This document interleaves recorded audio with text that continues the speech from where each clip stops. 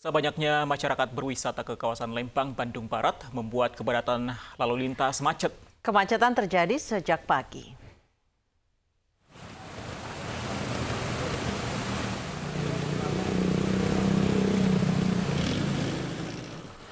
Kendaraan mengeluar dari arah Jalan Setiabudi Bandung menuju Lembang mencapai 3 km.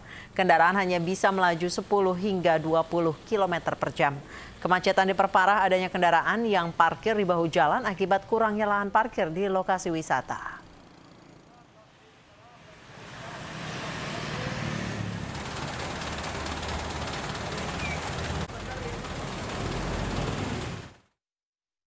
Libur Idul Adha kawasan wisata Puncak di Bogor, Jawa Barat ramai dikunjungi wisatawan. Arus lalu lintas di kawasan Puncak sejak siang tadi terpantau ramai lancar.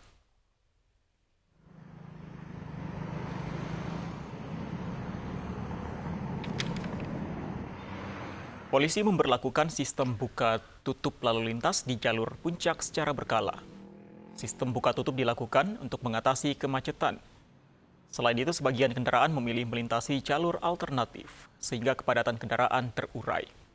Ratusan polisi juga disiagakan di sejumlah titik. Sejak siang tadi, lalu lintas di jalur Puncak pun terpantau ramai lancar.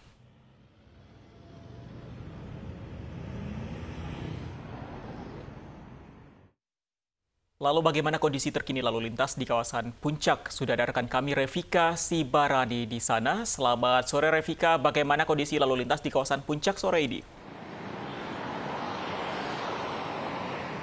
Ya, Fandi, Anissa, dan pemirsa, pihak kepolisian dari Satlantas Polres Bogor mengatakan pada hari Minggu ini merupakan puncak arus balik dari libur panjang yang sudah berlangsung sejak Jumat kemarin hingga hari Minggu ini, sehingga pihak kepolisian mengatakan bahwa hari ini akan lebih memfokuskan pada kendaraan yang datang dari arah Puncak menuju kembali ke Jakarta. Situasi terkini yang dapat kami sampaikan dari Simpang Gadok Puncak, Jawa Barat. Tepat saya melaporkan saat ini, dapat Anda saksikan di belakang saya kendaraan yang datang ini adalah dari arah Puncak, di mana dua jalur ini dipergunakan satu arah menuju ke arah Jakarta. Di mana dapat kami informasikan sistem satu arah ini sudah berlangsung dari pukul 1 siang tadi hingga saat ini saya melaporkan. Lantaran hal ini karena di kawasan Puncak sendiri yang menuju ke arah Jakarta sudah terjadi kepadatan secara khusus di kawasan Cianjur ini sudah terjadi kendaraan yang mengular begitu. Dapat kami informasikan otomatis dengan adanya sistem satu arah ini, kendaraan yang datang dari arah Jakarta menuju ke arah Puncak ini masih ditutup dari pukul 1 siang tadi hingga saat ini. Meskipun dapat kami sampaikan situasi saat ini di Simpang Gadok ramai lancar begitu, namun dapat kami informasikan kepada Anda bahwa sebelum memasuki kawasan Simpang Gadok ini, di kawasan Gadok sendiri sempat terjadi kepadatan karena ada penyempitan jalur. Namun ketika memasuki kawasan Simpang Gadok ini sudah terjadi leluasa begitu kendaraan melintas karena adanya perluasan jalur begitu. Dapat kami informasikan pula meskipun di sistem satu arah ini terjadi kelancaran kendaraan yang melintas, namun berdasarkan informasi yang kami peroleh dari pihak kepolisian di kawasan Pasar Cisarua ini sedikit terjadi kepadatan.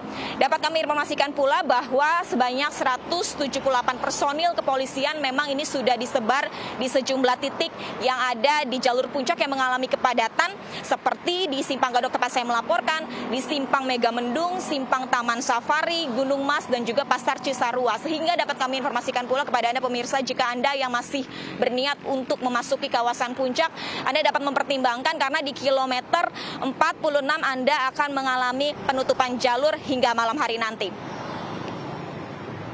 Fandi dan Anissa. Terima kasih Revika Sibarani melaporkan langsung dari kawasan Puncak Bogor, Jawa Barat. Selamat bertugas kembali Revika.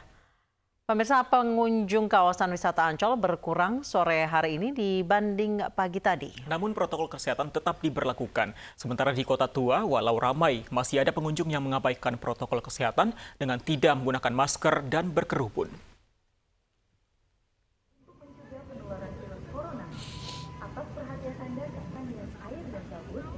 Jumlah pengunjung di sore hari tidak seramai pagi, di mana banyak yang berolahraga dan bersepeda. Salah satu wisata yang menjadi daya tarik pengunjung berada di kawasan Pantai Tibur yang direvitalisasi menjadi area multifungsi dengan nuansa alam bertajuk Symphony of the Sea. Kawasan ini dibagi menjadi 3 area berbeda tema, yaitu area bebatuan, air, dan pasir serta area hutan. Area ini dimanfaatkan pengunjung untuk berfoto karena suasananya yang estetik.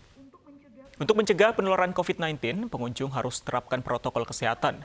Sementara pembelian tiket hanya melalui online dan hanya warga dengan KTP Jakarta yang boleh berkunjung.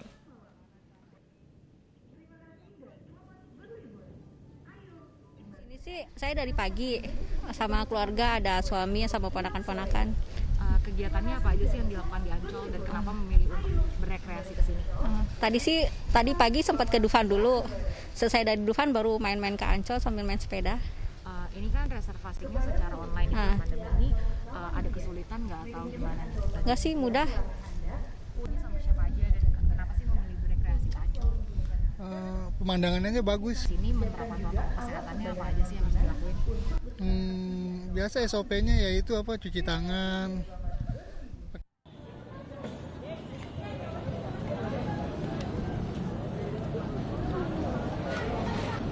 Tidak jauh berbeda dengan kawasan Ancol di Kota Tua Jakarta menjadi destinasi wisata alternatif warga ibu kota untuk menghabiskan akhir pekan di tengah pandemi COVID-19. Para pengunjung menghabiskan waktu dengan bersepeda, bersuah foto atau sekedar duduk santai di sisi sungai. Namun sejumlah pengunjung mengabaikan protokol kesehatan dengan tidak menggunakan masker dan berkerumun.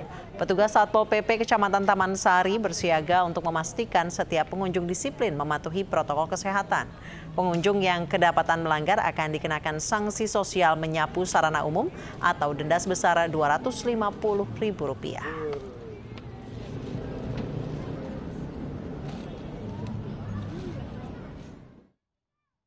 Dan untuk mengetahui suasana terkini di kawasan wisata Kota Tua sudah ada rekan kami Yosefina Damaris di sana. Yosefina, sejauh ini seperti apa suasana di sana? Apakah warga mematuhi protokol kesehatan? Anissa, suasana sore hari ini di Kali Besar, Kota Tua ini cukup ramai oleh pengunjung. Bahkan kalau kami lihat semakin sore jumlah pengunjung yang datang ini semakin banyak. Ada yang memanfaatkan waktu sore hari ini untuk berfoto, bersuah foto, ada yang bersepeda, ada juga yang cuma duduk-duduk santai di sekitar kawasan Kali Besar yang sudah selesai direvitalisasi sejak pertengahan 2018 lalu. Kita akan ajak Anissa dan juga Fandi untuk sedikit berbincang dengan salah satu pengunjung yang ada di sini. Selamat sore, Ibu. Selamat sore. Dengan Ibu siapa saya berbicara? Dengan Yeni. Ibu Yeni dari mana, Bu? Dari Bekasi. Dari Bekasi, ke sini sama siapa? Sama keluarga. Bu, ini jalan-jalan ke Kota Tua sama keluarga di tengah pandemi COVID-19 gitu ya, Bu. Khawatir nggak sih, Bu? Ya, sebenarnya khawatir sih, Mbak. Cuman kan bismillah aja lah, anak-anak mungkin udah bosen ya di rumah sesekali. Terus kita kan juga bawa perlengkapan, bawa masker, bawa hand sanitizer gitu. Bisa ditunjukin nggak, Bu, bawaannya? Ini adalah tips dari salah satu pengunjung yang jalan-jalan tapi tetap aman gitu ya, Bu ya? Iya, ini selalu bawa ini, bawa tisu, bawa masker, itu nggak pernah ketinggalan. Jadi rencananya di sini mau ngapain, Bu? Ya, kita mau cari refreshing gitu. Iya. Oke, selamat melanjutkan aktivitas kembali Ibu Yeni dan keluarga. Anissa, itu tadi cerita salah satu pengunjung ada di sini. Tapi kalau pada kenyataannya di sini kami masih melihat sebagian besar masih tidak mengindahkan protokol kesehatan, seperti masih berkerumun, ada yang tidak mengenakan masker, ada yang memakai masker tapi menggunakannya tidak tepat. Seperti apa sebenarnya pengawasan petugas Satpol PP yang ada di sini? Sudah bersama saya dengan Bapak Epi Priyanda selaku pengendali Satpol PP Kecamatan Taman Sari. Betul ya, Pak? Betul. Pak Pri, sejauh ini kalau pengawasan dari Satpol PP petugas yang ada di sini seperti apa, Pak? Ya, kita melalui pengawasan ya, dari pagi sampai nanti malam hari selesai adalah jam 10 malam. Yang sudah terkena adalah sosial ya, nyapu itu adalah 20 orang, setelah administrasi adalah 3 orang. Jadi yang administrasi itu adalah bayar 250, yang sosial adalah nyapu 20 orang sampai saat ini. Sudah berapa banyak tadi, Pak? Sudah 20 orang yang sosial, yaitu nyapu ya, melakukan sapu, dan administrasi adalah 3 orang yang bayar 250.000. Kebanyakan alasannya mereka tidak memakai masker apa, Pak? Kebanyakan karena memang kadang-kadang dia baru turun kendaraan, lupa dia bilang, dikatakan itu. Tapi kita sebagai petugas adalah menindak dengan keadaan kenyataan yang dia tidak pakai, sesuai ya aturan. Dari petugas ada berapa petugas yang dikerahkan untuk melakukan patroli di sini, Pak?